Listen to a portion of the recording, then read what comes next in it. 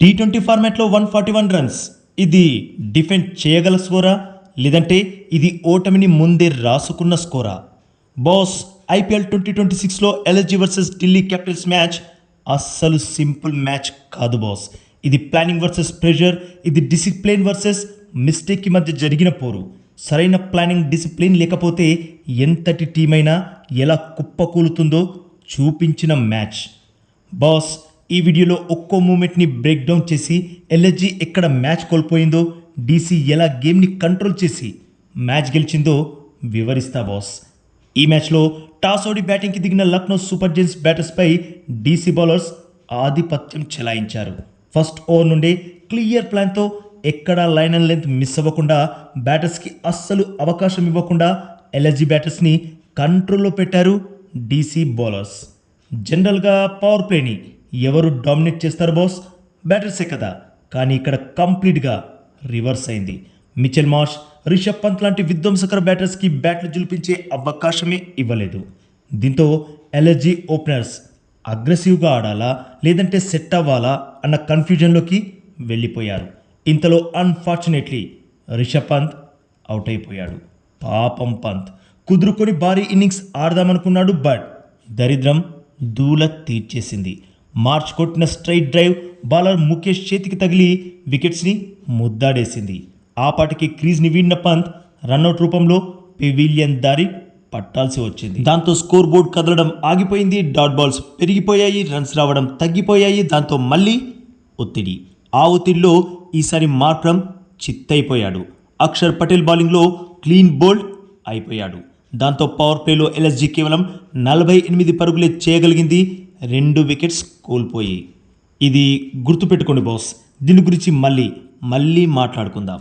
ఇక power play తర్వాత T20 ఫార్మాట్లో అత్యంత dangerous stage middle over stage. ఇక్కడ ఏ టీం పట్టు సాధిస్తుందో ఆల్మోస్ట్ ఆ టీమే మ్యాచ్ గెలుస్తుంది. పవర్ ప్లేలో రన్స్ రాలేదు, కనీసం మిడిల్ ఓవర్స్లోనైనా ఎల్ఎస్జీ గేమ్ని రీసెట్ చేయాలి కదా. కానీ ఇక్కడ పెద్ద మిస్టేక్స్ చేసింది. ప్రతి బ్యాటర్ భారీ షాట్స్ కోసం ట్రై చేయడం, అవుట్ అవడం. ఫలితంగా వరుసగా వికెట్స్ కోల్పోయింది ఎల్ఎస్జీ. ఇక్కడ నికోలస్ పూరన్ని లుంగి ఎంగిడి బౌల్ చేసిన విధానం అయితే అబ్సల్యూట్లీ స్టన్నర్ బాస్. ఇది నిజంగా బాల్ ఆఫ్ ద మ్యాచ్. ఇక కుల్దీప్, మిచెల్ మార్ష్ని కూడా అవుట్ చేయడంతో ఎల్ఎస్జీ ఒక్కసారిగా డిఫెన్సివ్ మోడ్లోకి వెళ్ళిపోయింది. కనీసం చివర్లో చితకబాది పోరాడే స్కోర్ అయినా చెయ్యాలి కదా. కానీ ఒక్క బ్యాటర్ కూడా విజృంభించలేకపోయాడు. సమాజ్ ట్రై చేశాడు, కానీ అది సరిపోలేదు. డెత్ ఓవర్స్లో ఎల్ఎస్జీ కేవలం 13 రన్స్ చేసి 4 వికెట్స్ కోల్పోయింది. దీంతో లక్నో టీం 141 పరుగులకే పరిమితమైపోయింది. ఢిల్లీ క్యాపిటల్స్ నుండి లుంగి ఎంగిడి, నటరాజన్ 3 వికెట్స్ కూల్చితే కుల్దీప్కి 2 వికెట్స్ దక్కాయి. అక్షర్ పటేల్ 1 వికెట్ దక్కించుకున్నాడు. ఇక 142 పరుగుల టార్గెట్తో బరిలోకి దిగిన ఢిల్లీ క్యాపిటల్స్ టాప్ ఆర్డర్ని గజ్జ వణికించారు లక్నో బౌలర్స్.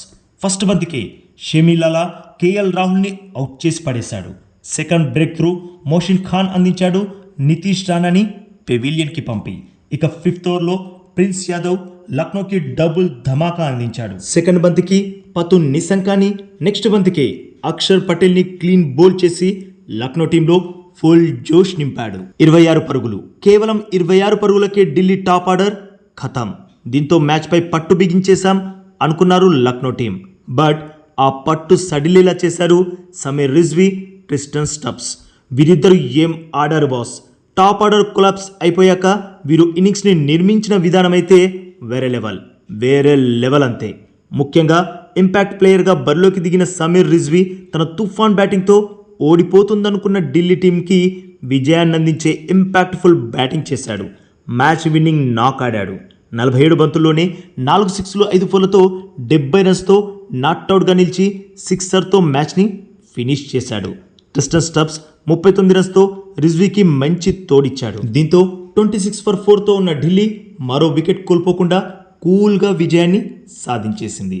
బాస్, ఇక్కడ ఎల్ఎస్జీ స్టార్టింగ్లో వికెట్స్ తీసి కూడా ఢిల్లీపై ప్రెషర్ బిల్డ్ చేయలేకపోవడానికి కారణం మిడిల్ ఓవర్స్లో వికెట్ తీసే బౌలర్ లేకపోవడం. దిగ్వేష్ రాఠీ ఉండుంటే తను మ్యాచ్ని మలుపు తిప్పేవాడేమో. బట్ ఎల్ఎస్జీ బ్యాటింగ్ కొలాప్స్ వల్ల షాబాజ్ అహ్మద్ని ఇంపాక్ట్ ప్లేయర్గా బరిలోకి దింపడంతో మ్యాచ్ విన్నింగ్ బౌలింగ్ ఆప్షన్ని కోల్పోయింది ఎల్ఎస్జీ. ఇది కూడా మ్యాచ్ పై చాలా ఇంపాక్ట్ చూపించింది. ఇక ఎల్ఎస్జీ పవర్ ప్లే తర్వాత 48-2 నుండి 141 రన్స్కే ఆల్అౌట్ అయితే డీసీ పవర్ ప్లే ముగిసేసరికి కేవలం 33 పరుగులకే 4 వికెట్స్ కోల్పోయినా కూడా మరో వికెట్ కోల్పోకుండా 6 వికెట్స్ తేడాతో అద్భుతమైన విజయాన్ని సాధించింది. దీన్ని బట్టే చెప్పొచ్చు ఒత్తిడికి చిత్తైన లక్నో టీం ఓటమి పాలైతే ఒత్తిడిలోనూ సత్తా చాటి ఢిల్లీ టీం ఘన విజయాన్ని సాధించింది అని. ఇది బాస్ మ్యాచ్ రివ్యూ. మరి బాస్ మీ ఒపీనియన్లో ఎల్ఎస్జీ ఓడిపోవడానికి ఢిల్లీ గెలవడానికి మెయిన్ రీజన్ ఏంటి? తప్పకుండా కామెంట్ చేసి చెప్పండి బాస్. అలాగే ఈ లేటెస్ట్ అప్డేట్కి ఒక్క లైక్ కొట్టి మరిన్ని ఐపీఎల్ అప్డేట్స్ కోసం మన ఛానల్ని తప్పకుండా సబ్స్క్రైబ్ చేసేసుకోవచ్చుగా బాస్. ఇక ఈ వీడియో చూసినందుకైతే మీ అందరికీ దిల్ సే థ్యాంక్ యూ బాస్.